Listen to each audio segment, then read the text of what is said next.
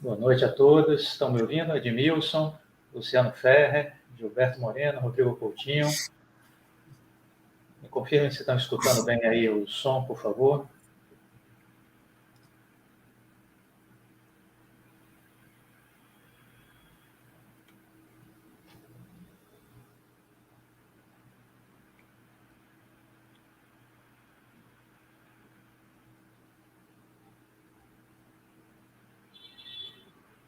Audição ok?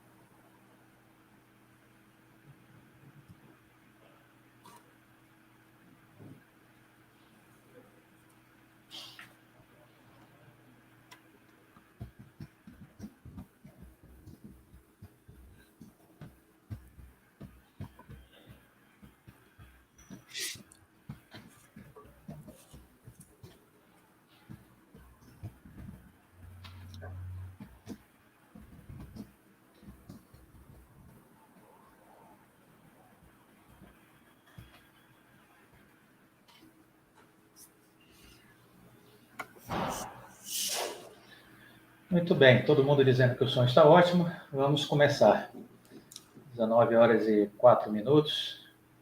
Tínhamos marcado para as 19h, vamos começando, o pessoal vai chegando e vai entrando aos poucos aí na sala. Muito bom.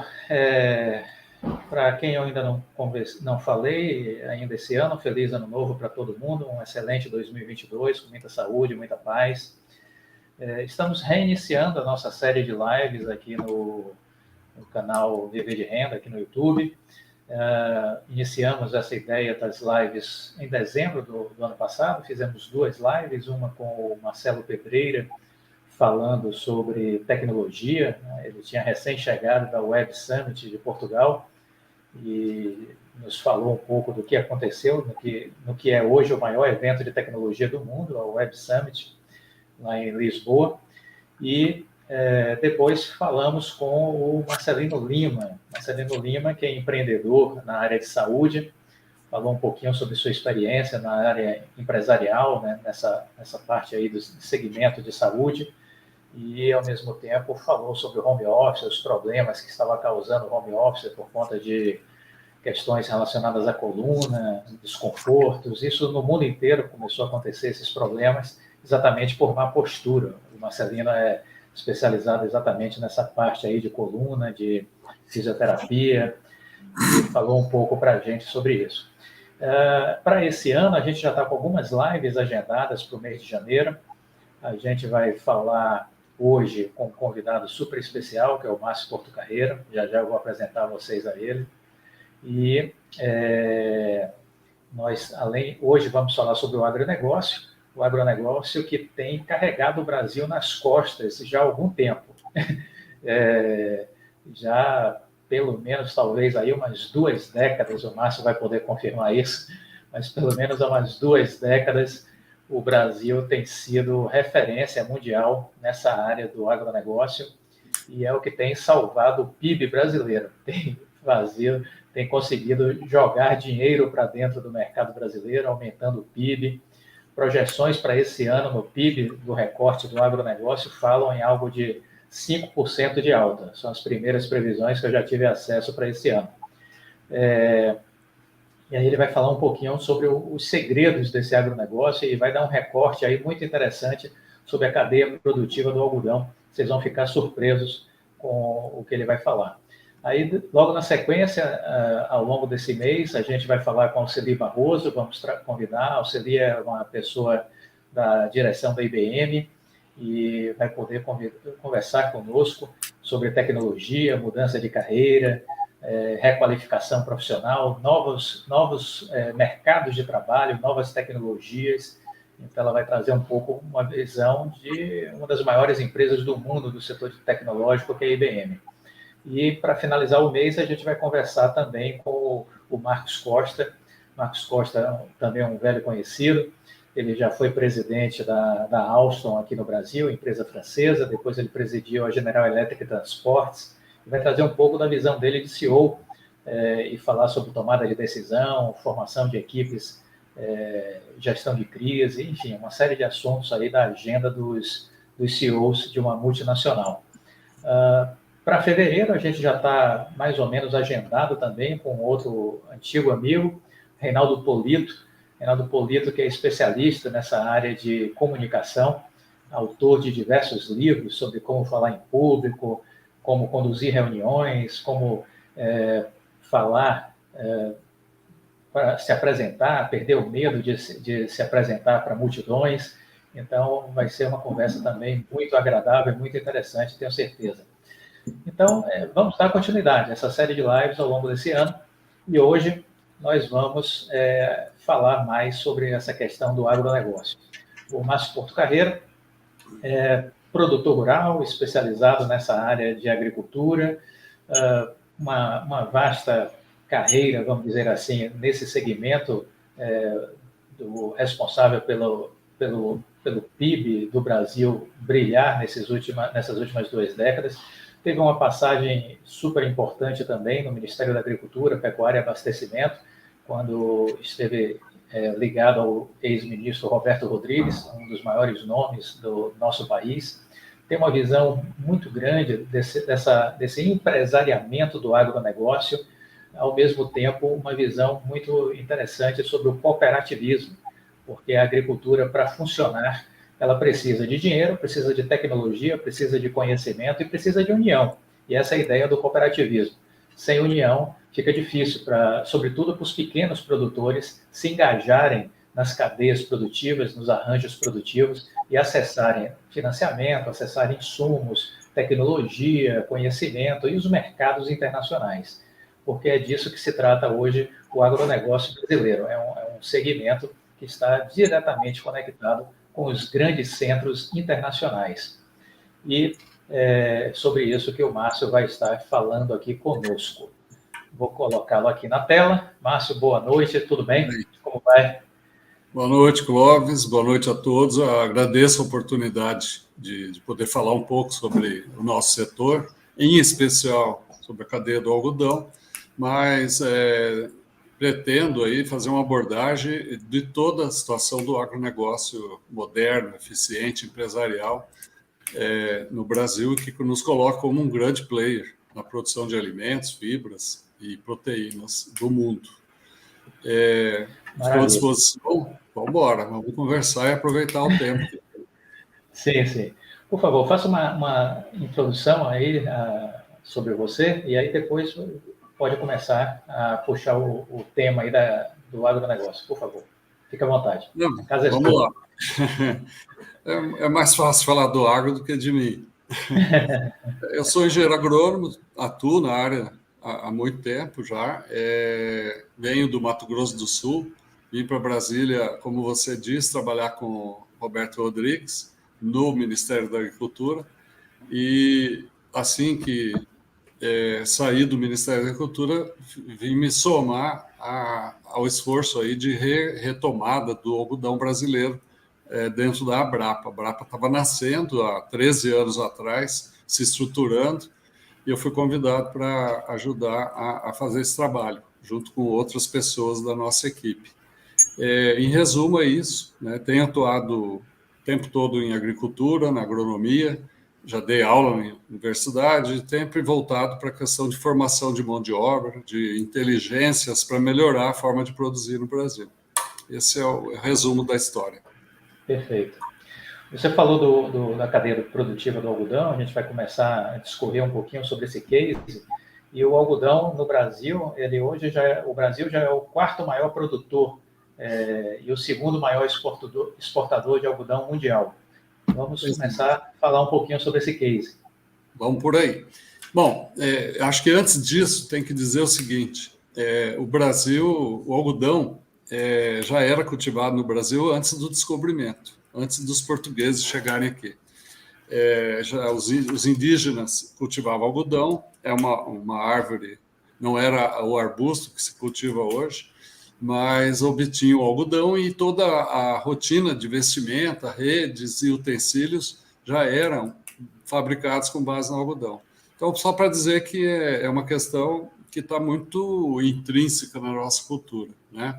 Depois, por um largo tempo, o Brasil foi um grande produtor de algodão mundial. Chegamos a cultivar 4 milhões de hectares de algodão, é uma grande área, em se tratando de algodão. No estado do Paraná, São Paulo e Nordeste do Brasil, em agricultura familiar, pequena escala, baixa produtividade, poucas variedades eficientes disponíveis, pouca tecnologia para controle de pragas e doenças, então a produtividade era baixa, era quase como uma cultura de subsistência, mas a produção que se obtinha mantinha a indústria nacional, que não é pequena. Acho que vale um destaque aí. Dentre as cadeias produtivas da economia brasileira, a cadeia do algodão é a segunda cadeia que mais gera empregos, e já era assim no passado. Primeiro lugar a construção civil, depois veio o algodão. Não estou falando só da lavoura, dentro da porteira, né, da produção. Uhum. O algodão produzido na lavoura, vindo para fiação, tecelagem, confecção, para a indústria têxtil, é o segundo maior gerador de empregos nesse país. Então, é uma cultura tradicional, forte, e que foi perdida 100% há 22 anos atrás, em função da entrada de uma praga exótica que chegou no Brasil, vindo dos Estados Unidos, e dizimou com toda a nossa produção, se instalou no Brasil para ficar, e hoje representa o nosso maior desafio de conviver com ela, manejar eficientemente essa praga e produzir um excelente algodão, que é o que nós estamos fazendo. Uhum. Então, a história do algodão vem de muito longe, já fomos muito grandes, caímos e nos levantamos de novo, com alta tecnologia, com capacidade de produzir um dos melhores algodões do mundo. Essa é a situação que nós estamos hoje. É isso. Perfeito. E como foi essa virada de mesa, vamos dizer assim, essa transformação, né? Depois da queda, como foi esse caminho de subir de novo o Everest? Olha, então, como o Brasil tem uma indústria têxtil muito forte, para você ter ideia, é o maior produtor de jeans do mundo. Nosso produto, jeans, vai para as grandes marcas mundiais. O mundo veste o jeans brasileiro, só para você ter ideia. Estamos também muito fortes em tapeçaria, né, nos produtos aí de cortinas, tapetes, material de cama, mesa e banho. A malharia brasileira é muito forte também. E quando houve essa queda da produção a zero, nós nos tornamos o segundo maior importador de algodão. Então, quase que inviabilizou a indústria nacional, tendo que buscar algodão nos Estados Unidos, na Índia e em outros países, para continuar produzindo aqui no Brasil.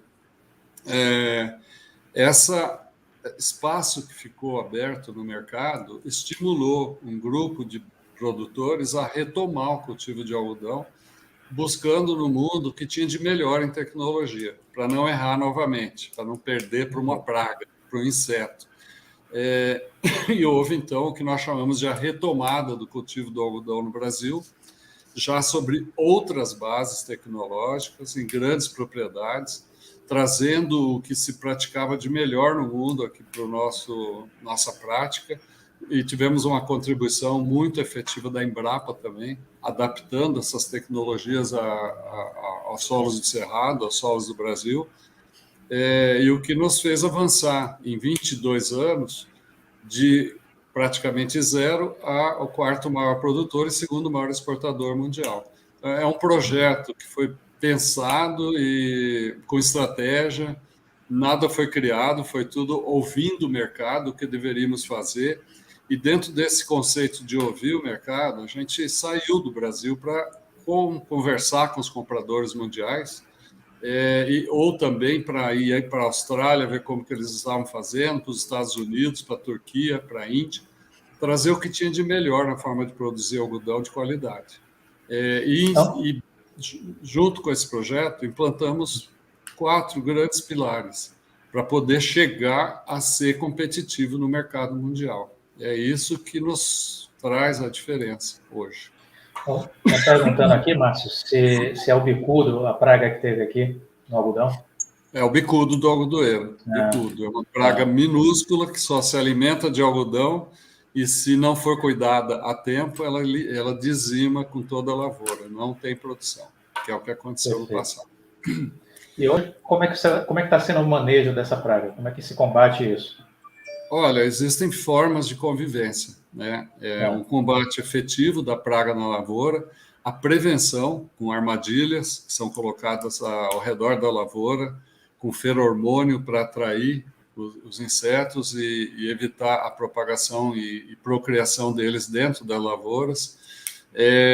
A partir do momento que se instalou a lavoura, começa um processo de semanal, quinzenal, de aplicação de químicos para manter essa praga no nível baixo de infestação, e após a colheita, todos os restos da cultura que tiverem na lavoura têm que ser eliminados para não possibilitar a proliferação de bicudos para a próxima safra. E também com o transporte do algodão, do caroço do algodão, da lavoura, até as indústrias de óleo e de farelo, todo o caminho que os caminhões percorrem são avaliados, fiscalizados, acompanhados pelas associações estaduais, pelos produtores, no intuito de eliminar qualquer planta que possa nascer ali caindo da carroceria de um caminhão, uma semente. Com isso, a gente consegue manter um equilíbrio um convívio entre a praga e a economia do algodão. É o item de maior custo na produção de algodão hoje. Tem safras que o produtor tem que fazer até 18 aplicações para poder de químicos para conviver com esse problema. Nós estamos com um grande investimento, quando eu falo, produtores de algodão brasileiro, com a Embrapa, já com 8 anos já de investimento na geração de um material modificado, geneticamente modificado, que vai nos responder como solução para a questão do bicudo, que é uma variedade de algodão resistente ao bicudo. Está muito avançado esse projeto. Nós espero que dentro de 4, 5 anos possamos lançar no mercado mundial uma variedade de algodão que não tenha proteína que atrai o bicudo para se alimentar da planta de algodão. Isso vai ser uma inovação e vai ser a solução para a continuidade do nosso negócio. Então, já é a segunda vez que a gente resolve os problemas. Já é a segunda vez que você cita a Embrapa, e eu sempre digo isso, que a Embrapa é a raiz de todo o sucesso do agronegócio. Você concorda com isso? Não, com certeza. Eu não adiantava eu pegar uma mala e ir para a Austrália, ver como que o australiano planta algodão, num solo, num clima, numa condição geográfica completamente diferente da nossa. O que nós fizemos foi levar pesquisadores, ir junto, e trazer na mala as informações, e a Embrapa se dedicou a adaptar para as nossas condições. A agricultura tropical, o Brasil é líder mundial em agricultura tropical, foi toda adaptada, desenvolvida pela Embrapa, e hoje é referência no mundo todo. Não é o caso só do algodão. Então, é a nossa base científica, né? São pessoas que pensam e vivem desenvolvimento de tecnologia o tempo integral. Isso, para nós, é muito bom. É uma joia raríssima que nos faz diferente. Ou seja, ciência e tecnologia está atrelado ao desenvolvimento de qualquer país, de qualquer produção, de qualquer cultura que a gente venha a estruturar no nosso país, né? A prova tá no algodão, né? Você romper com as dificuldades, trazer a tecnologia, adaptar, e hoje, como exemplo, a maior produtividade por hectare de algodão do mundo é brasileiro. Nós produzimos 1.800 quilos por hectare de algodão, de fibra, enquanto que o americano, produtor americano, que é o nosso maior concorrente, produz 950 quilos. Então, nós estamos longe em tecnologia, em eficiência, uso do solo, racionalização dos recursos, e tudo isso foi a soma de fatores que nos fez melhores. E produzindo algodão de altíssima qualidade, que é o mais importante. Maravilha. O que mais você poderia falar sobre a cadeia produtiva do algodão? Esses temas aí. Eu dei uma abordagem rápida sobre os pilares, e não é. Sim. Aí eu gostaria de deixar claro que esses pilares não servem só para o algodão. Tá? Nós fomos ver o que o mundo fazia para ser melhor e diferente, trouxemos, adaptamos a nossa rotina, mas o que coloca o produtor de algodão na vanguarda hoje no Brasil são 4 pontos fundamentais para se estabelecer com eficiência nesse negócio do mundo aí, do agro. O primeiro deles é sustentabilidade. Nós somos bombardeados dia e noite por concorrentes, por gente mal informada ou gente preocupada, com medo de que, para crescer e ser tão grande como nós somos no Brasil, estejamos destruindo a Amazônia, Pantanal e outros biomas, né? Ou usando trabalho de forma irregular, similar a escravo. E para isso, nós desenvolvemos protocolo de certificação das fazendas produtoras. São protocolos seríssimos que levam em conta toda a legislação trabalhista brasileira, todas as normas da OIT, as NRs. Na área ambiental, o Código Florestal Brasileiro, que é o mais complexo do mundo, e na questão de boas práticas, a adoção de tudo que há de inovação para produzir da melhor forma possível. Protocolo de 178 pontos de verificação, 100% das fazendas certificadas são visitadas por auditores internacionais todos os anos, não é por amostragem nem por sorteio, e o algodão que é obtido aí é certificado, tem um certificado de boas práticas e sustentabilidade, o que nos coloca como líderes mundiais hoje na produção de algodão certificado. Exemplo, as grandes marcas mundiais, Adidas, Nike, Calvin Klein, elas têm metas de sustentabilidade para toda a matéria-prima que entra nas suas coleções. A partir de 2022, 2023, 2024, só vão comprar matéria-prima sustentável, garantida, não é só falar que tem que provar. E nesse ponto nós saímos na frente. O Brasil é líder mundial nesse quesito. Então, isso derruba todos os paradigmas que são colocados contra o Brasil hoje com relação a boas práticas, a forma de produzir. Quando eu recebo aqui pela Brapa uma denúncia de um comprador coreano, uma preocupação que é baseada numa denúncia que chegou lá de que nós estamos plantando algodão na Amazônia, eu não me dou o trabalho de responder para ele. Eu simplesmente entrego na mão dele o contato das empresas internacionais certificadoras que todos os anos vêm aqui no Brasil e visitam todas as fazendas e dão o atestado de conformidade. Então, a resposta está dada. Isso é que o Brasil precisa fazer em outras cadeias, e já está fazendo, não é só no algodão, para avançar e derrubar essa onda negacionista aí quanto à nossa forma de produzir. Outra questão que eu faço questão de destacar é que você não faz certificação socioambiental sem rastreabilidade, sem a identidade, sem a história de cada, no caso do algodão, cada fardo de algodão. Um fardo tem 220 quilos, ele tem que levar até a porta da indústria a história. Quem produziu, como produziu, que tecnologia foi utilizada, quanto de água foi utilizado, quanto de óleo diesel, aonde que esse algodão foi beneficiado, aonde que ele foi analisado, em que laboratório. qual o resultado desse laboratório em termos de qualidade, e aí abre esse processo a partir de um código de barras que permite o comprador saber a história de cada fardo de algodão. E você não faz a certificação socioambiental se não tiver uma rastreabilidade muito séria. E esse é o nosso ponto forte. Qualidade é outro ponto que nós investimos muito para deixar de ser comprado. Na verdade, o algodão brasileiro hoje nós vendemos para o mundo. Nós colocamos preço. Para você ter ideia, a safra que terminou de colher o mês, ela já estava 1 ano vendida. A safra que nós estamos plantando agora, a safra que estamos terminando de cultivar, ela já está vendida toda. Quando colher, já vai ser só para entregar.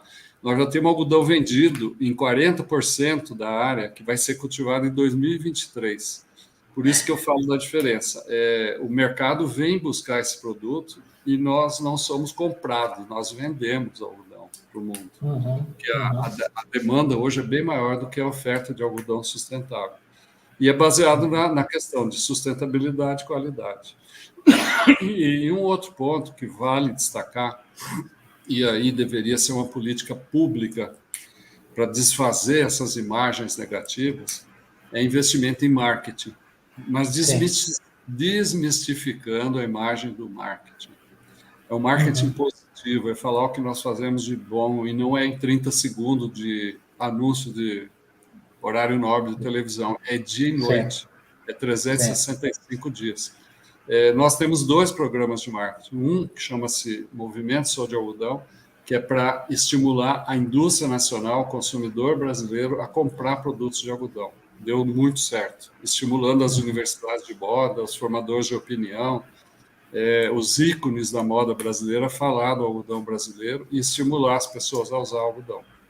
O outro é através de um escritório que nós temos em Singapura, que atua em 9 países da Ásia, vendendo algodão, falando de algodão, falando de Amazônia, falando de Pantanal, de fauna, de flora, de meio ambiente, 365 dias do ano. É um investimento muito grande que mudou a forma de enxergarem a produção brasileira.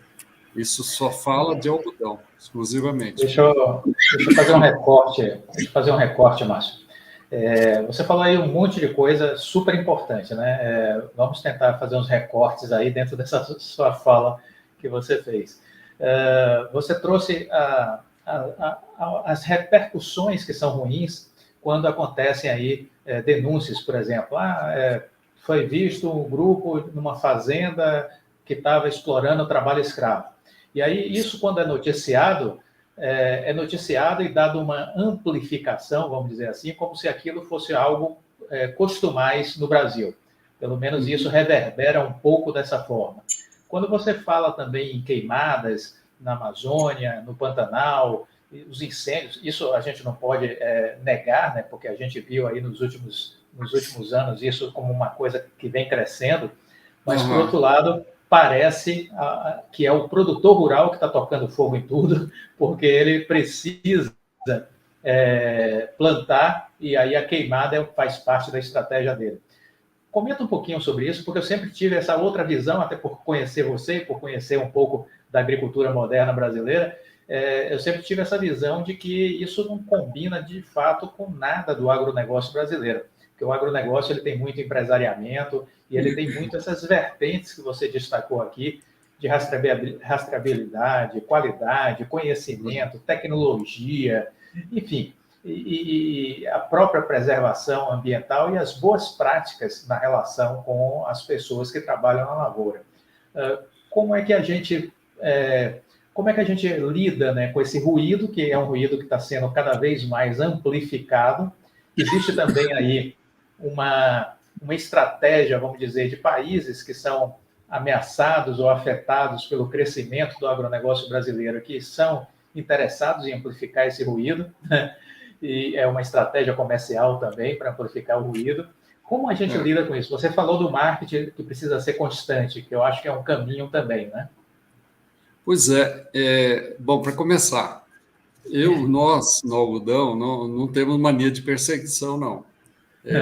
Se tem culpa nessa imagem distorcida que chega lá fora, a culpa é nossa. Que nós falamos muito para nós mesmos o tempo todo e deixamos passar o tempo sem nos defender e sem mostrar o lado bom do nosso negócio. Por isso que eu falei que o marketing tem que ser entendido de forma diferente. Você tem que produzir a verdade a partir do marketing e levar ela para a massa, para a população mundial e mostrar que a gente sabe fazer bem feito. Existe uma diferença muito grande entre o ilegal e o legal. No que se refere a desmatamento, nós levamos 12 anos discutindo um Código Florestal brasileiro, que permite que se preserve no Cerrado 80%, 30% da propriedade e explore 70%. Na Amazônia, que é o contrário, se explore 20% e preserve 80%, preservado, com custos inerentes à preservação nas costas do produtor rural que está vivendo ali. Isso tem que ser mostrado de uma forma correta. Aquele produtor que vai abrir uma área nova dentro da legalidade, com licença ambiental e com permissão do Código Ambiental, ele não é um criminoso. Ele está fazendo a coisa correta, porque ele já está preservando em outra ponta. Agora, aquele madeireiro, aquele cara que derruba simplesmente para explorar e expandir a área e vai abandonando essas áreas para trás, esse é o criminoso que tinha que ser expurgado, tinha que ser tirado do país, mandado embora daqui, porque nós não queremos isso para nós. É isso que traz uma imagem ruim. Mas, como eu comecei falando, a culpa de tudo isso que está acontecendo é nossa mesmo, de não saber comunicar eficientemente. Tá? A gente fica na defensiva, batendo o tempo todo nos inimigos imaginários, quando, na verdade, se nós não trabalharmos com eficiência, os inimigos somos nós mesmos. Porque a sociedade enxerga o cara bem-sucedido numa caminhonete enorme cruzando a cidade e não vê aquela caminhonete como instrumento de trabalho dele. Parece que é um cara que ficou rico de uma hora para outra. Mas ele não consegue se locomover se não for num carro alto, com capacidade para levar alguma coisa para a fazenda, para trazer no dia a dia. Por aí vai, né? Então, são questões de tomada de consciência coletiva, de país.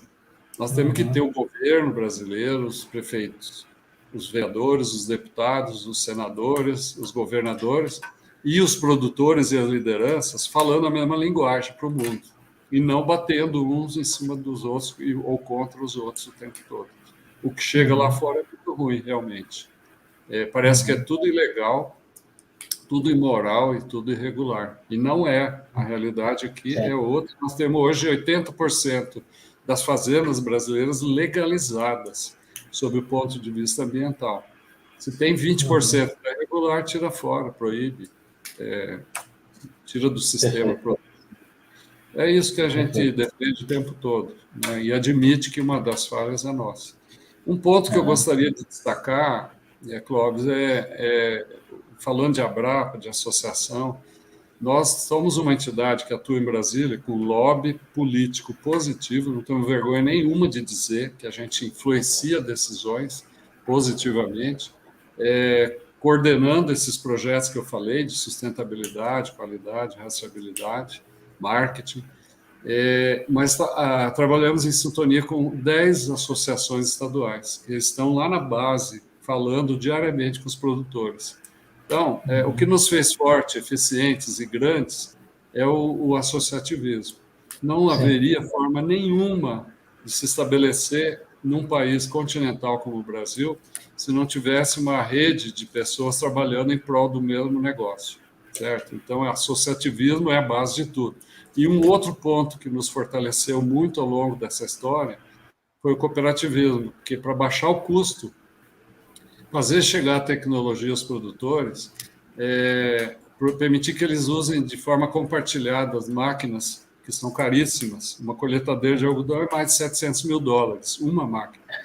Ele possa se organizar através de cooperativas e fazer o uso coletivo desses bens de serviço.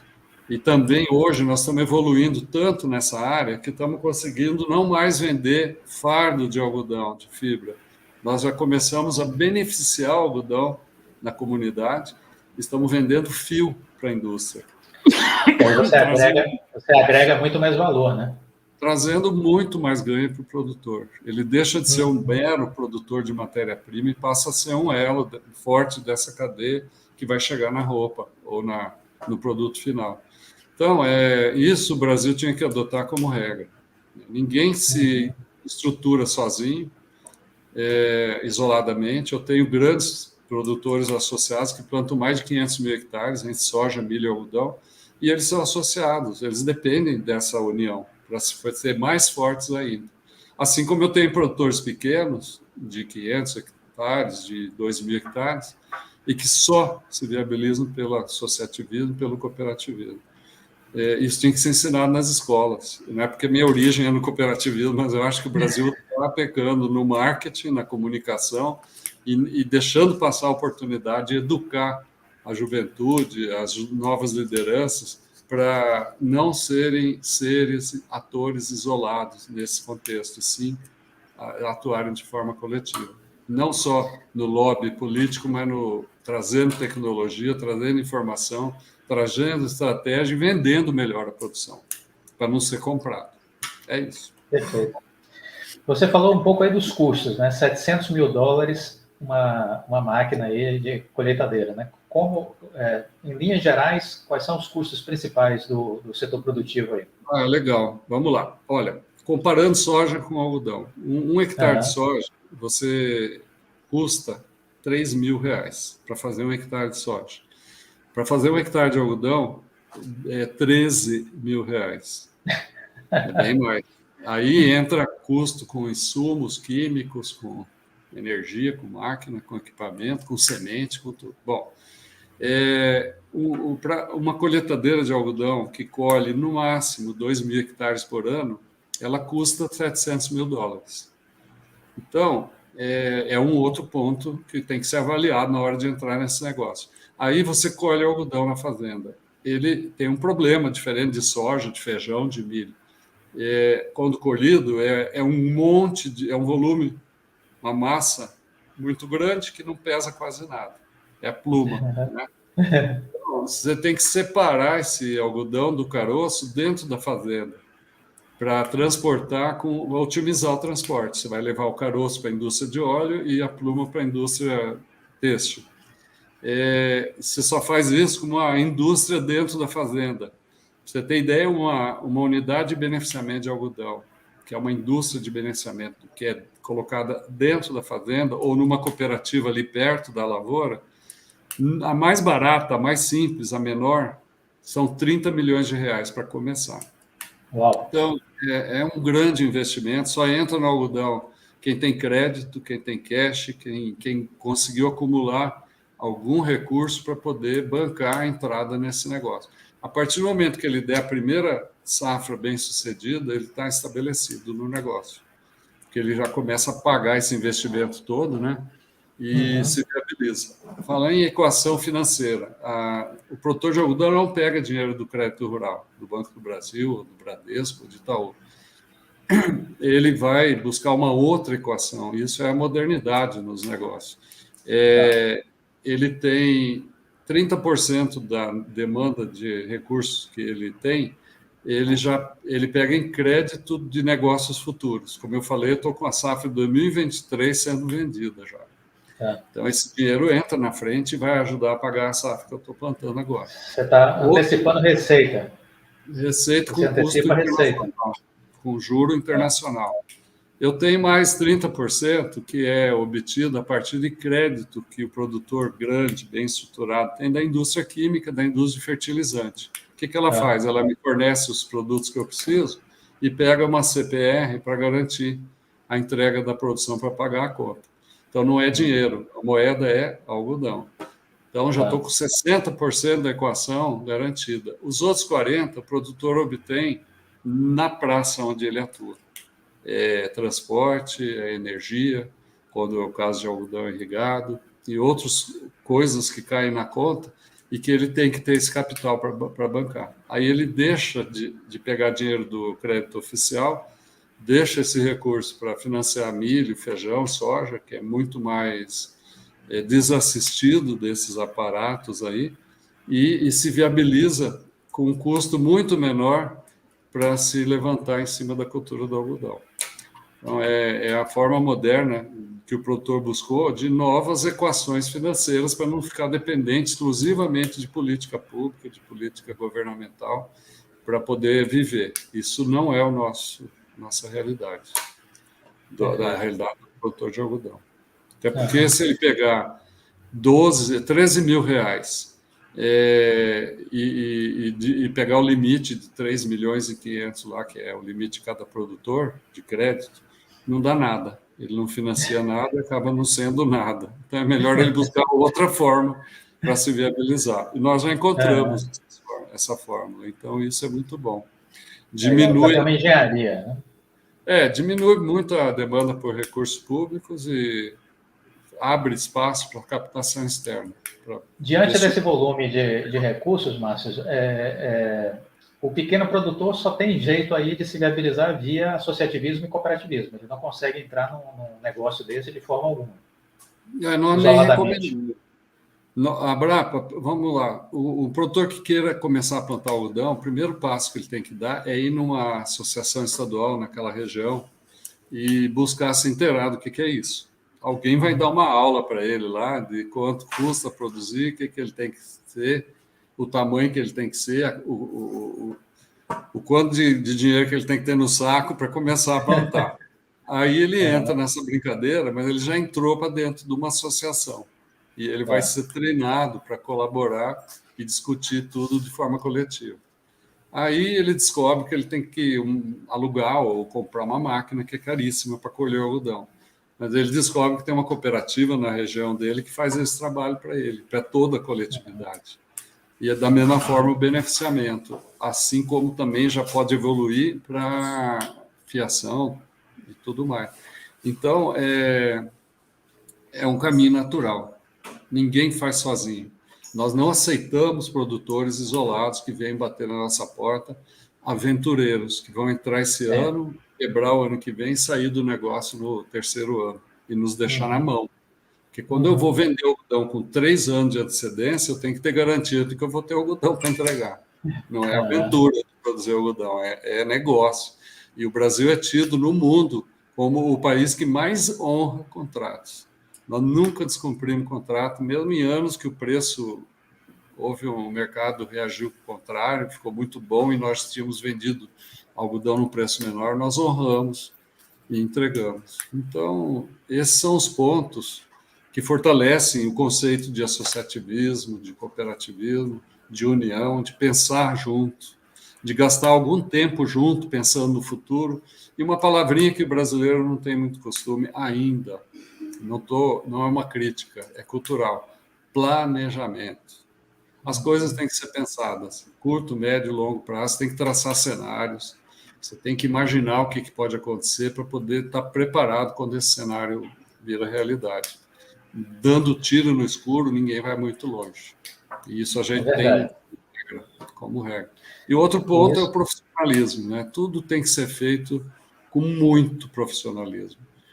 Da cozinheira da fazenda ao tratorista, o manobrista de máquina, o beneficiador de algodão, todo mundo tem que estar convencido do papel dele naquele processo, para buscar fazer da melhor forma possível. Você falou do planejamento, e isso é super importante para destacar, porque, na verdade, quando a gente olha para as grandes empresas, planejamento estratégico faz parte da rotina delas há mais de 30, 40 anos, sempre fez parte da rotina empresarial. Os pequenos empresários, os micro e pequenos empresários, já não têm essa realidade, né? É algo que vem amadurecendo com o tempo. Você vê que até recentemente a taxa de mortalidade de pequenos negócios no Brasil, o Sebrae divulgava que era em torno de 70%, 80%. Que as empresas desapareciam antes de completar 5 anos. Exatamente por isso, porque o cara entrava no oba-oba para empreender, sem uma formação, sem uma visão empresarial, sem um conhecimento empresarial e não dá certo. Isso a gente tem essa clareza, mas o brasileiro vai muito nesse oba-oba, né? Olha só, o conceito do planejamento estratégico é fundamental.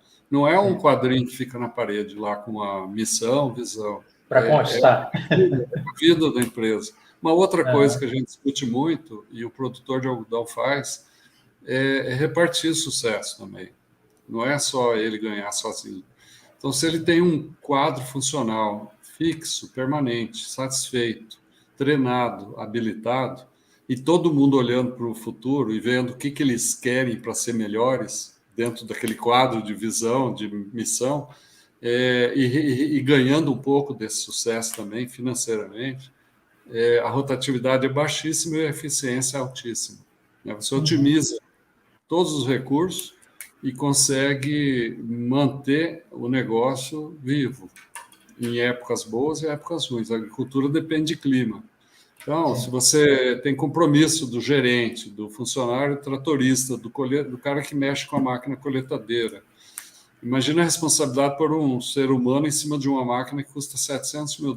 Ele tem que estar super motivado para aquela máquina funcionar no máximo dela, sem grandes problemas. E é coletivo, né? Por isso que a diferença... Eu tenho um exemplo muito bom, Clóvis. Nós comparamos há 2 anos atrás uma fazenda certificada na mesma região com uma fazenda igual à mesma área, mesma tecnologia, de uma fazenda não certificada. A diferença em custo para produzir chega na casa dos 15% a menos para uma fazenda certificada.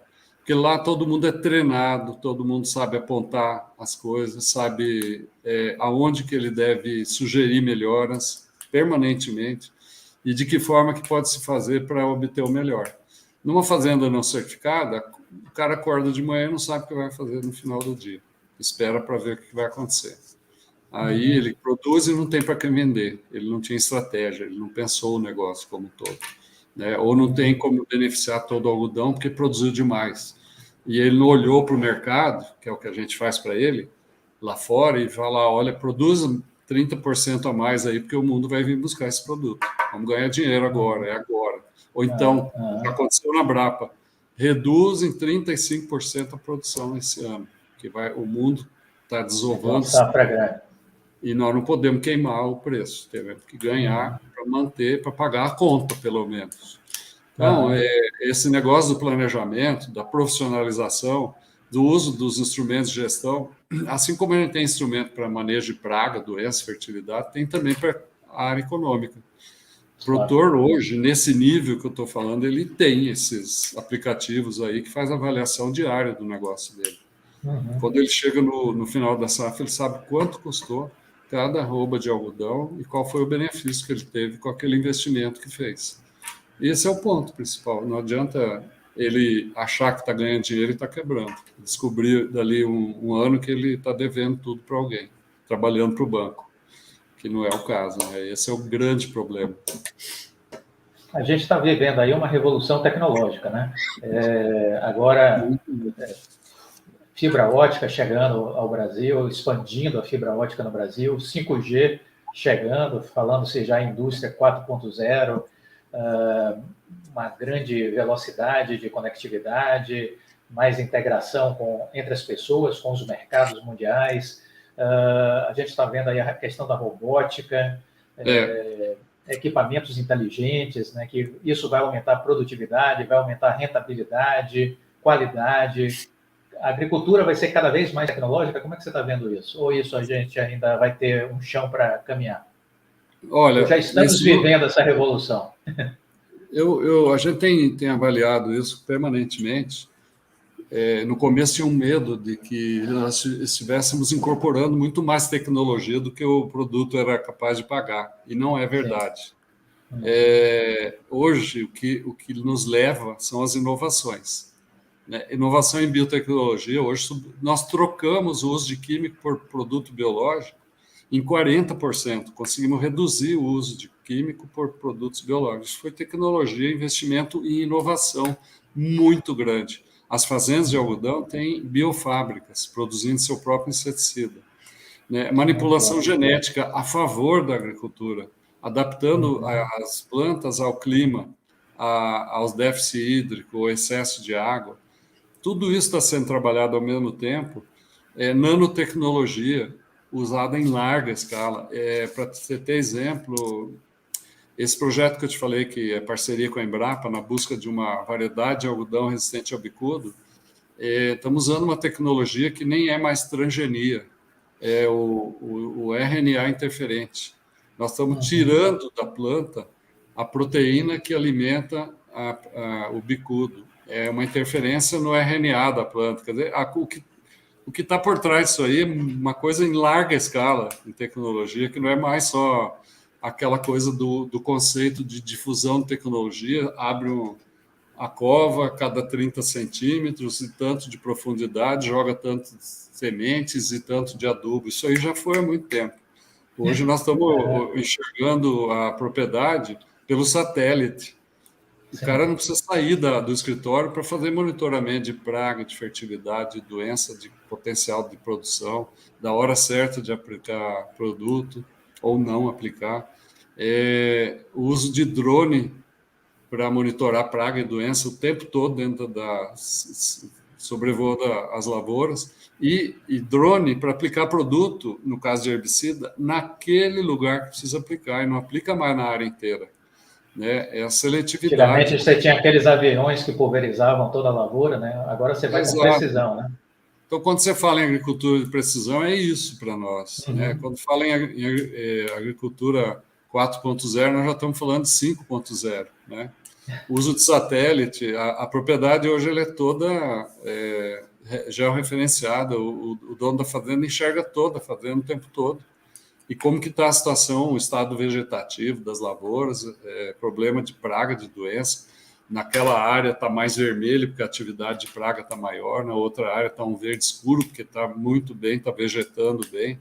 E assim que ele faz o monitoramento, a fertilidade do solo, ele não põe uma grama de fertilizante se não for necessário. Antigamente você fazia uma fórmula padrão e distribuía na fazenda inteira, né? Jogava dinheiro fora. Fazia depósito de fertilizante para o futuro, que nunca chegou. Na verdade, você dá o que a planta precisa e repõe o que foi tirado. Né? Então, essa é a agricultura que está aí, veio para ficar, que nos torna competitivos, que nos coloca na vanguarda aí no mundo todo. Quando eu falei de 1.800 quilos por hectare de algodão no Brasil versus 950 quilos no americano, é isso que está embutido aqui. Nós aqui somos estimulados o tempo todo a sobreviver, a ser eficiente. Lá ele recebe subsídio, o produtor americano plantou, ele vai lá no condado dele lá e recebe um subsídio porque ele está plantando. Ele vendeu, se o preço que ele vendeu está abaixo do preço do mercado, ele recebe um subsídio para complementar. Aqui não tem. Né? Aqui ou você é ou você não é, ou você é eficiente ou você sai fora do negócio. Mas isso foi muito positivo para nós, né? Não tem como discutir que seja diferente. Nós não queremos subsídio do governo. O que a gente queria era um grande investimento público em desburocratização, em infraestrutura, logística, né? Destravar esse país de uma vez por todas, com parceria público-privada, tudo que vier para melhorar a nossa competitividade. Não subsídio. Né? Mas novas formas de produzir nós já descobrimos. Agora temos que ter os instrumentos para ser competitivo. Escoamento, Márcio, escoamento de produção ainda é um gargalo, ou seja, a questão da precariedade das estradas, a não existência de um sistema, de um modal de ferrovias, isso atrapalha portos adequados para escoamento dessa produção? Como é que você vê isso? Melhorou ou continua ruim? Não, vamos lá. Olhando para 15 anos atrás, hoje melhorou muito, porque nós já estamos conseguindo tirar a produção lá do Mato Grosso por cima, né? Pelos portos fluviais chegando no oceano. Isso não acontecia antes. Antes a gente tinha que atravessar o Brasil em cima de quatro rodas aí num caminhão para chegar em Santos ou Paranaguá. Isso já não é mais necessário. Melhorou bastante, está melhorando. é um discurso que nós não vamos abandonar nunca, porque nós nunca vamos poder dizer que está bom, que o ideal é esse, que a matriz de transporte brasileira foi errada e tem que se, para se recuperar não é de uma hora para outra. Né? Da mesma forma, a visão burocrática da autoridade pública brasileira tem que mudar, está mudando lentamente, tem que fazer o que o Ministério da Agricultura conseguiu agora, a autocertificação, quer dizer, em vez de ter um batalhão de fiscais para ver o que cada empresário do meio rural ou industrial, da indústria de alimentos está fazendo, é dar um crédito para ele e ele que faça bem feito. Se não estiver fazendo bem feito, fecha. Põe uma faixa verde e amarela na porta da indústria dele e fala assim, não compre nada desse cara aqui porque ele é bandido. Não é fiscalizando que você resolve o problema. Então, é esse ponto que nós temos que fazer a virada. E isso não se faz de uma hora para outra. Tem palavras que eram proibidas de dizer há pouco tempo, hoje já podemos pregar elas como solução, que é a parceria público-privada, trazer dinheiro de fora, de grandes investidores que enxergam esse potencial no Brasil. Isso vai ajudar a reduzir o custo para nós. Então, tem pontos ainda para avançar, e não vai ser feito em 4, 8 ou 12 anos, mas a gente está avançando com consciência. O que acontecia antes, Clóvis, é que o setor produtivo era passivo. Ele vinha para Brasília bater lata lá na porta do governo quando a coisa já não tinha mais saído, quando a dívida, o endividamento era impagável e quando já não tinha mais nada que pudesse ser feito do ponto de vista de busca de eficiência, de competitividade. Agora, estou falando de 15 anos para cá, a gente está forte. Nós temos uma frente parlamentar de deputados, de senadores que são do nosso lado e que pensam como nós, na economia brasileira, no bem do negócio, e que colocam projetos para rodar que podem levar 10 anos até para ser aprovados e virar lei, mas que vão virar. A gente sabe que vão. Sabe? Hoje a gente tem ouvido que nos ouve. Antes não tinha que fazer barulho. Eu mesmo, cansei de ir aqui na Praça dos Três Poderes fazer carreteiro lá, ficar uma semana no sol lá, para tentar fazer o governo mudar uma posição. Isso acabou. O setor é respeitado. Agora, volto no mesmo ponto de novo. Nós temos que ter planejamento, temos que ter projeto. Né? Nós temos que dizer para esse povo que nos representa o que nós queremos para o Brasil de melhor. Né?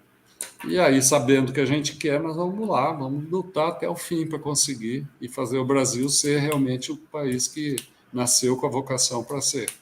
E não vou culpar nenhum outro país que está enxergando aqui como uma ameaça. Não é, a ameaça somos nós mesmos. Nós é que temos que nos organizar e ser eficiente, competitivo e honesto. Fazer as coisas com honestidade, que é o que tem sido buscado no nosso setor. Perfeito, maravilha. Dificuldade com relação à mão de obra, como é que você vê essa situação? Porque a gente tem uma escola pública que deixa muito a desejar. Praticamente a gente está produzindo analfabetos funcionais.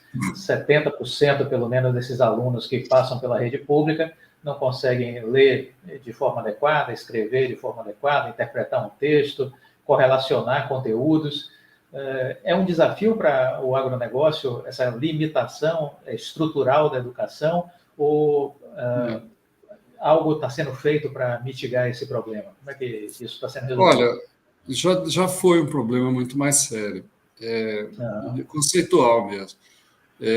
Daquela imagem do Jeca Tatu, do cara da roça, né, de botina, boné, chapéu, que era pejorativo, hoje é uma honra ser produtor rural ou ser funcionário de uma propriedade rural. Então, está mudando o conceito, o jovem está indo para as universidades, para as escolas técnicas e vindo buscar emprego na produção, porque paga bem. Ele está começando a entender que é melhor viver lá no meio rural, onde ele tem internet, tem tudo que ele precisa, e quando ele quiser, ele vai tirar férias no lugar que ele quiser do mundo, não precisa viver nesse lugar, ele pode ir lá passear. Nós não temos dificuldade de mão de obra. O que nós temos feito ao longo do tempo é investido na formação dessa mão de obra. E isso é um investimento permanente. Né? É o que as empresas estão fazendo também. As empresas estão investindo cada vez mais. Quando ponho uma equipe para funcionar dentro de uma fazenda, eu dou treinamento para todo mundo que está lá. A mulher que faz cafezinho até o gerente. Para cada um saber seu papel, a sua função ali dentro e a hora de ligar e de desligar o botão.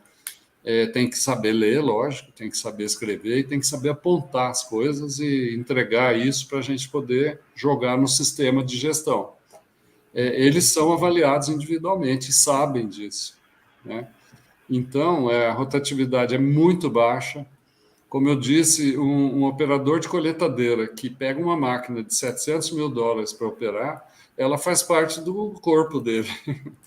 E ele entende ela melhor do que qualquer um, porque ela conversa com ele. Ela é inteligente, né? É climatizado, tem bem-estar, tem tudo para ele, mas ela dá isso em função dele saber apertar o botão certo, né? E por aí vai. O cara que ia lá na lavoura e ficava atolado na lama contando praga, hoje ele foi substituído por um drone.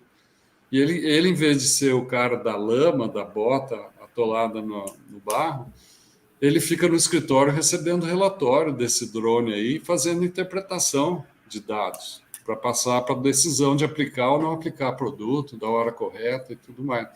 Então, e essas pessoas são as mesmas, elas foram treinadas para mudar de posição. E eu vou te falar um negócio, quando a coisa é para melhor, todo mundo abraça. Eu não tirei um cara do escritório que estava lá analisando o gráfico e mandei ele atolar o pé no barro. Eu fiz o contrário, eu tirei ele do barro, dei um banho de loja nele, dei um curso de 1 ano, 6 meses, o tempo necessário, e ele mudou de função, né? E ele se sente muito, muito mais importante. Porque uma aplicação de químico que ele consegue evitar, ou uma aplicação de químico que ele consegue indicar para fazer na hora certa, pode representar o ganho, o diferencial de ganho daquela lavoura inteirinha. E ele sabe disso. Como eu falo, cada um sabe seu papel nesse processo. O molequinho que está lá sendo criado nesse clima, ele sabe que não pode jogar um papel de bala no chão. Tem lugar para depositar. Por que lixo tem que ser separado? Plástico, papel, vidro, tudo mais. Eles estão sendo educados desde pequeno. Então, a geração que vem depois vai ser muito melhor, né? E nós já estamos trabalhando na Abrapa a geração dos novos líderes. Nós já estamos indo para a segunda, terceira geração de produtores que vieram do Sul como pioneiros, e os filhos e netos deles já estão assumindo o comando. Esses caras foram estudar na Europa, nos Estados Unidos, em qualquer lugar do mundo aí, voltaram com conhecimento de tudo e com visão de negócio muito diferente do que o pai deles, que era só intuitivo. E são os líderes que estão aí, né? Eles cobram cada vez mais resultado, eficiência. Essa mudança já está acontecendo no meio rural brasileiro, né? E uma coisa que eu acho que a gente tem que deixar claro aí, eu falo muito em produtor de algodão, que é grande e tal, mas tudo que eu falei aqui serve também para a agricultura familiar. Se não for profissionalizada, se não for eficiente, se não tiver todo mundo lá naquela propriedade familiar, trabalhando motivado para ter o melhor resultado, não vai ser com política pública que eles vão sair da pobreza. Tem um papel fundamental de colocar o alimento na nossa mesa, no dia a dia, a agricultura familiar, mas tem que ser profissionalizado e muito eficiente. Você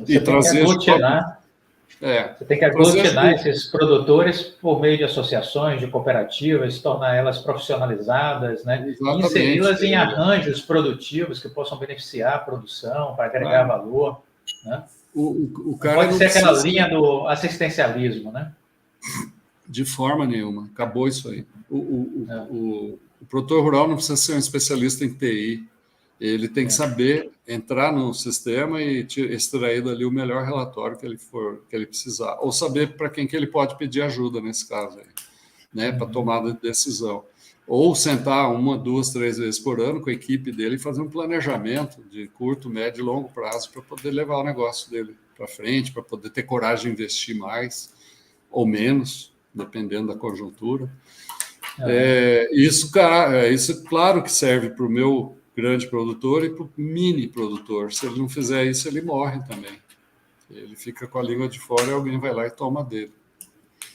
Deixa eu te fazer duas perguntas sobre essa parte de comércio exterior. Qual foi a importância de vocês terem um escritório em Singapura? Quando vocês tomaram essa decisão de montar uma base em Singapura, vocês estavam olhando, obviamente, aquele mercado asiático, e quais eram as expectativas, quais eram os desafios e quais foram os resultados dessa decisão de implantar esse negócio, esse escritório? Vamos lá. Essa decisão coincidiu com a chegada da pandemia. A gente achou que tinha feito a coisa mais errada do mundo. Mas vamos lá, a gente resolveu que para ser grande e para ficar grande, não ser de vez em quando, você tem que estar estruturado. É a briga de cachorro grande também. Sim. E, então, nós fomos ver o que o nosso concorrente fazia. Eles fazem isso. Eles têm escritórios, eles têm gente produzindo material publicitário, folheteria, na linguagem de cada país, na cultura de cada país. Tem representante local falando bem do meu produto na língua que precisa ser ouvida. E aí nós tomamos a decisão de abrir esse escritório em Singapura e subrepresentações em outros 9 países lá da Ásia.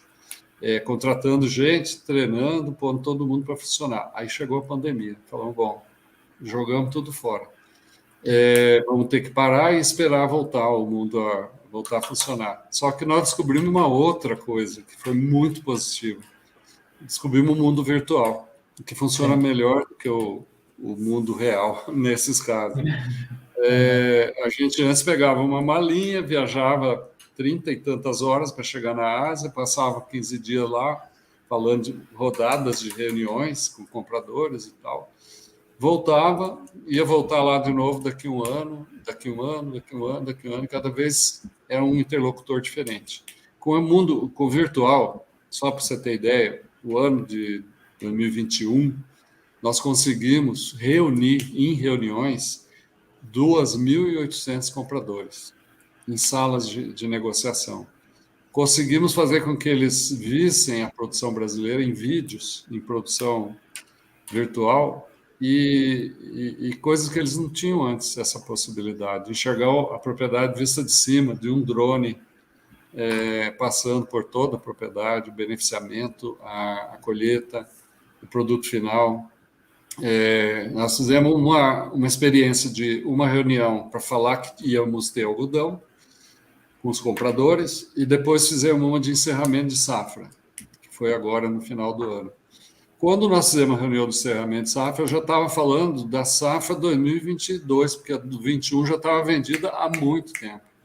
Então, nós descobrimos uma fórmula moderna, eficiente de vender, vender imagem, vender produto, vender o que se faz de bem, sem sair de casa. Isso foi muito bom. Essa fórmula veio para ficar. Estamos pensando em retomar, assim que a pandemia melhorar, der condições, as missões. Convidar algumas pessoas estratégicas para virem conhecer o Brasil, passar 10, 15 dias aqui. Da mesma forma, levar pessoas daqui, nossas, para bater na porta lá, tomar um café olhando no olho do cara. Esse lado humano não vai acabar nunca. Mas a fórmula virtual deu a noção exata do que a gente pode fazer sem precisar esse deslocamento. Agora, o escritório lá é fundamental, porque eles têm lá hoje uma referência, um endereço para qualquer dúvida acionar e ter a resposta na hora. Lá nós temos gente nossa preparada para dar a resposta. Então, o cara tem uma dúvida com relação à Amazônia, ou com relação à qualidade do algodão, a comprimento de fibra, cor, textura, como que está a safra, ele manda uma mensagem por WhatsApp e recebe na língua dele, na mesma hora, ele está tendo resposta. Estar no mercado full time, 365 dias do ano, e não só esporadicamente para tentar vender alguma coisa. E esse é o marketing que você estava falando, né? Esse é o marketing presencial, né? O estar junto e o tempo todo. Presencial. E aqui dentro também tem esse programa que é o Sou de Algodão, que é muito forte, que é convencer o brasileiro a retomar o consumo de produtos de algodão. E aconteceu. Nós tínhamos ideia de recuperar o mercado 10% do market share em 2 anos, já recuperamos 40%. Não tem mais nada para recuperar, agora é só crescer. Para o sintético, né? Isso falando com o estudante, com o professor, com o formador de opinião, com os blogueiros aí de moda, é um outro universo, mas a gente conseguiu tirar o algodão do fundo da loja e colocar na vitrine, com visibilidade. Convidar modista, designer, que nunca tinha visto um pé de algodão para ir lá no dia da colheita, na lavoura, e passar um dia lá. É o encantamento deles, saberem que aquilo ali é algodão. Não tinha ideia. E aí essa interação com o mundo da moda, eu acho que é importante, né? Porque acaba amplificando a visibilidade, né? Esses grandes produtores de Fundamental. moda, né? As grandes marcas, Nós, né? nós estamos com um projeto lançado já, com uma marca brasileira, de rastreabilidade da lavoura até a etiqueta. Aqui na roupa vai Uhum. QR Code, que vai permitir o comprador enxergar naquela camisa que ele comprou quem foi a família que produziu aquele algodão. Muito bom, muito bom. Essa já tá funcionando. E o ano que vem tem uma grande rede de magazine aqui do Brasil que está entrando com toda a coleção feminina dela também com QR Code. E aí, daí para frente é o caminho sem volta. Né? É a garantia que o comprador quer. Ah, será que quando eu vou comprar uma peça de roupa eu não estou contribuindo para degradação ambiental, isso, aquilo? Sim. E a prova, está ali a foto de quem produziu a matéria-prima, aonde, quando, como, quanto que gastou de químico, de água, de energia, tudo. Está tudo ali registrado e disponibilizado. É um movimento mundial, é uma preocupação que veio para ficar. O consumidor do mundo é igual, não adianta Sim. subestimar o brasileiro, o europeu, o americano. Quando ele bate na loja lá, o medo dele é contribuir para o fim da humanidade. Então, ele quer contribuir para melhorar a humanidade, não para piorar. E nós fazemos tudo isso, só temos que provar. Então, está feito. Esse caminho, nós já estamos nele. Muito bom. Você falou da questão da tecnologia, né, desse digital que cresceu, e eu acho que agora com o metaverso isso amplifica aí uma série de possibilidades, né? Não sei se você está acompanhando essa temática do metaverso, como é que vocês estão vendo Sim, isso? cara, está potencializando tudo. Está chegando tudo muito rápido, a gente tem que se readaptar e redescobrir todo dia, né? Aham. Acorda cedo, você abre uma notícia aí, você vê uma palavra nova, vai ver o que é, o que está por trás dela. Aquilo que eu disse, a gente tinha um medo antes de que toda essa tecnologia não estivesse a nosso favor, e sim como custo. Descobrimos que não tem limite. Tudo que você trouxer de melhoras em termos de ferramentas de gestão, instrumentos para melhorar a forma de produzir, é positivo, não é custo, é investimento e racionaliza o processo produtivo. O produtor está preocupado com isso também. Ele está lendo muito mais do que ele ia antes, está se informando, o filho dele já veio com essa nova concepção, ele já está contratando agrônomos e profissionais nas fazendas com esse conceito. Não é pé duro que vai para a lavoura, mas é gestor de negócio. E isso que é a diferença. Né? A indústria de produzir alimento, fibra, proteína. E eu volto a falar, não é só alimento, fibra, grãos e tudo mais em grande escala. O Brasil tem que fazer uma mudança muito grande também na pequena propriedade rural para que eles incorporem isso como meta, como forma de vida. Acabou, não tem mais espaço para ineficiência. Muito bom. Márcio, falando um pouco aí do pequeno produtor, como é que você falaria mais sobre a questão do cooperativismo, né? Como é que a gente poderia, enquanto organização da estrutura social brasileira, desenvolver mais esse conceito do cooperativismo? Porque eu estou falando do Nordeste, eu sou da Bahia, né? E eu vejo que a associação, o cooperativismo no Nordeste sempre teve uma pegada muito grande de assistencialismo. Quando a gente olha para o Sul, Centro-Oeste e Sudeste, a gente vê aquele cooperativismo com uma raiz mais empresarial. É diferente você olhar a cooperativa no Nordeste, Norte e olhar Sul, Sudeste e Centro-Oeste. Eu percebo pelo menos essa diferença. Não sei se reduziu, porque eu já não tenho nenhum projeto nessa área há algum tempo, mas isso era muito nítido há 10 anos atrás, pelo menos. Eu só tenho um ponto aí. Cooperativa tem que ser eficiente. ela tem que buscar resultado para o coletivo. Ela distribuir prejuízo não funciona em lugar nenhum. E cooperativa de cunho simplesmente social, então ela é uma cooperativa social, não é uma cooperativa de resultado. E essa não vai resolver esse problema que eu estou levantando aqui, da eficiência. Sim. Ela vai resolver o problema social.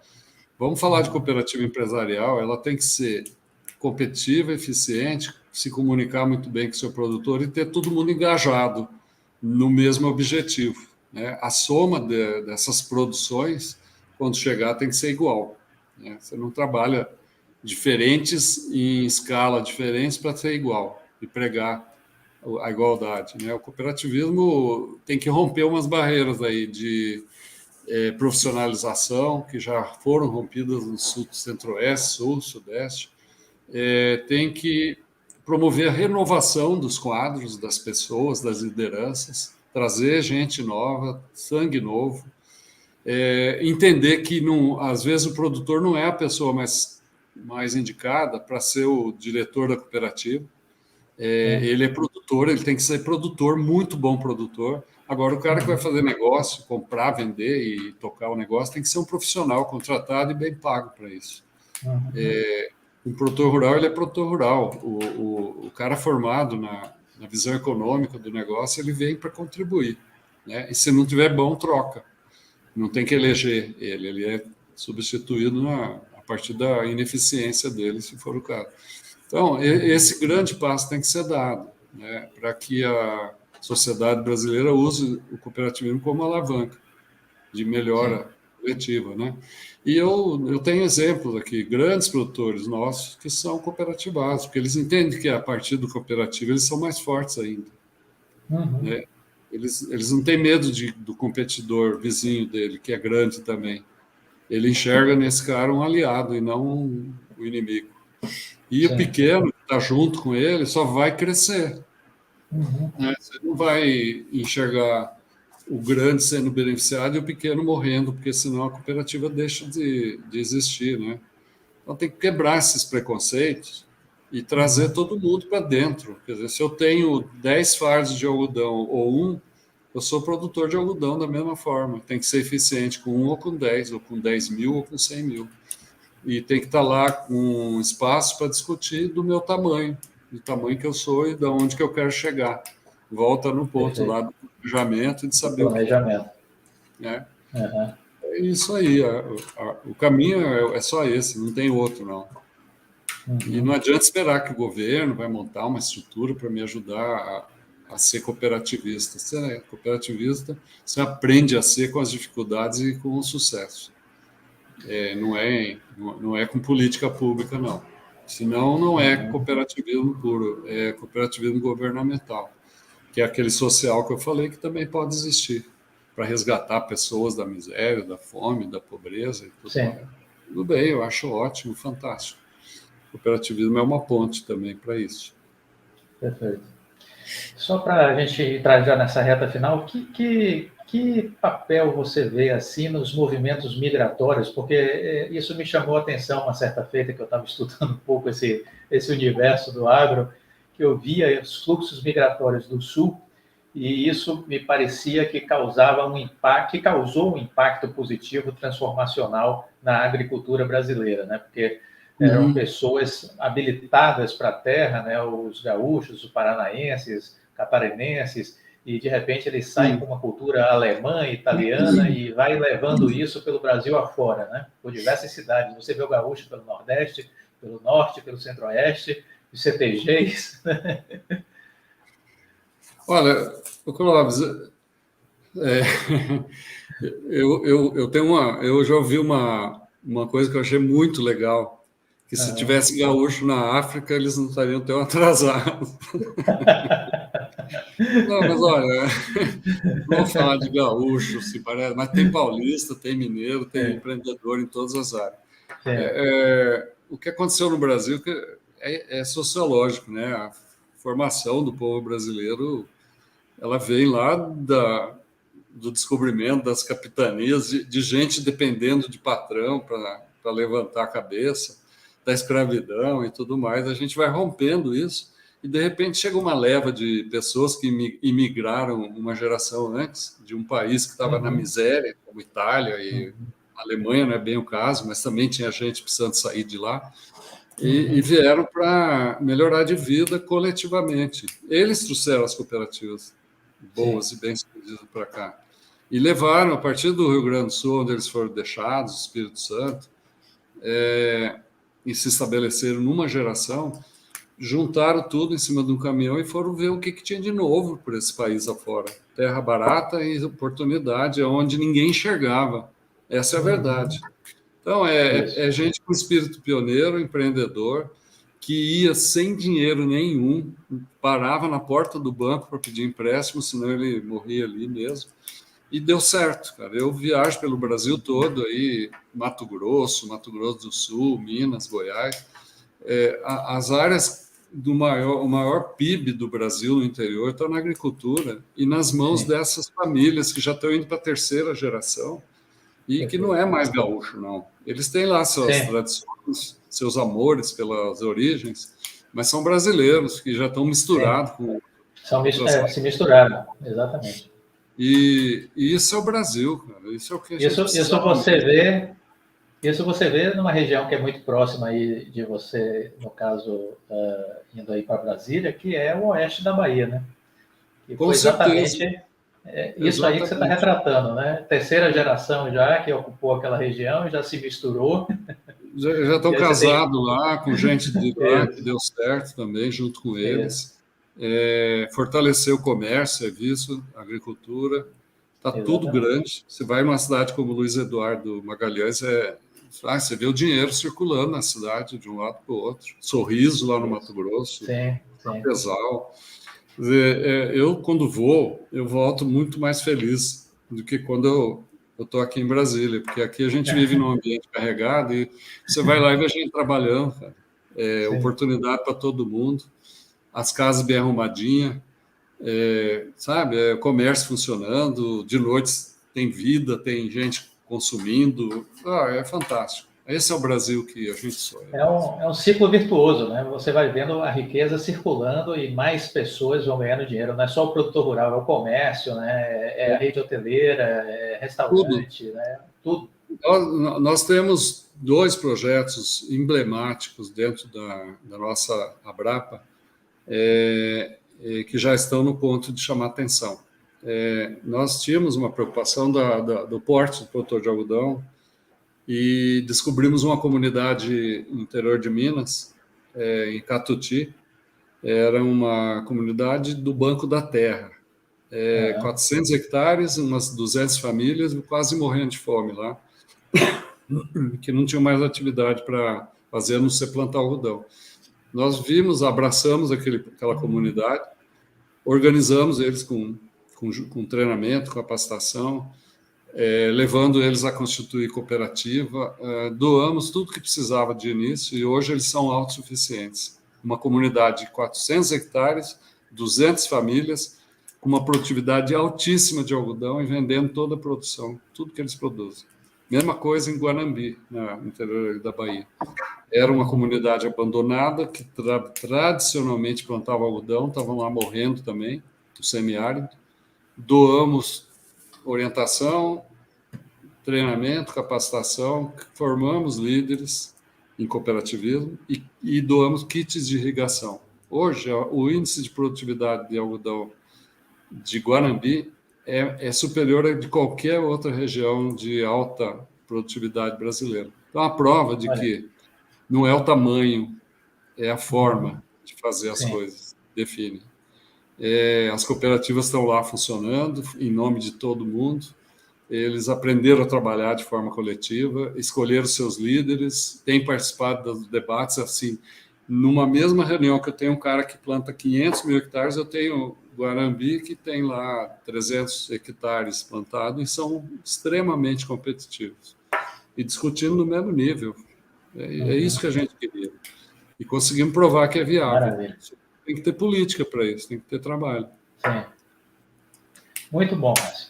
Olha, super obrigado. Valeu. Super obrigado pela live. Agradeço. Foi muito boa a conversa. Foi muito legal. Eu acho que dava para a gente continuar batendo um papo aí por Nossa, muito muito. tempo. Estou à Mas, disposição. Falar. uh, É mas bom eu acho falar que foi muito quando a bom. gente gosta do que faz. Sim, com certeza. E assim a gente vai passando conhecimento, as pessoas conhecendo esse mundo, né? Porque muita gente que é da cidade não conhece esse mundo do agronegócio, só de ouvir Exato. falar e muito É. superficialmente.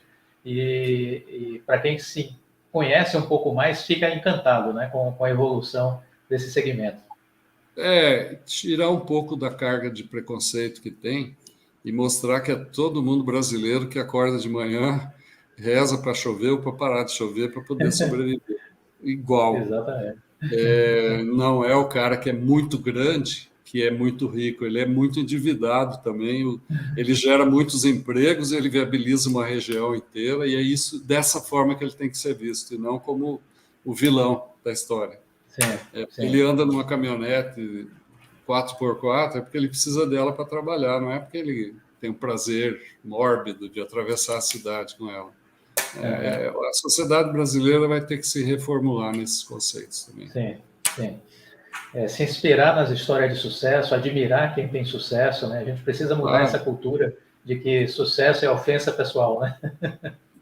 acho que em algum momento a gente implantou isso e tem que jogar no lixo, cara. Porque senão nós não Isso, vamos sair exatamente. da fase crítica. É um olhando para o outro, torcendo para dar errado. Nós temos que torcer para o Uhum. país dar certo. Isso. Né? Márcio, Mas super obrigado. valeu, obrigadíssimo. Estamos aqui à disposição. Tá? Valeu. Uma grande noite para você e um abraço para todo mundo que Realmente. participou da live. Fica com Falou, Deus. Tchau. abração. Tchau, tchau.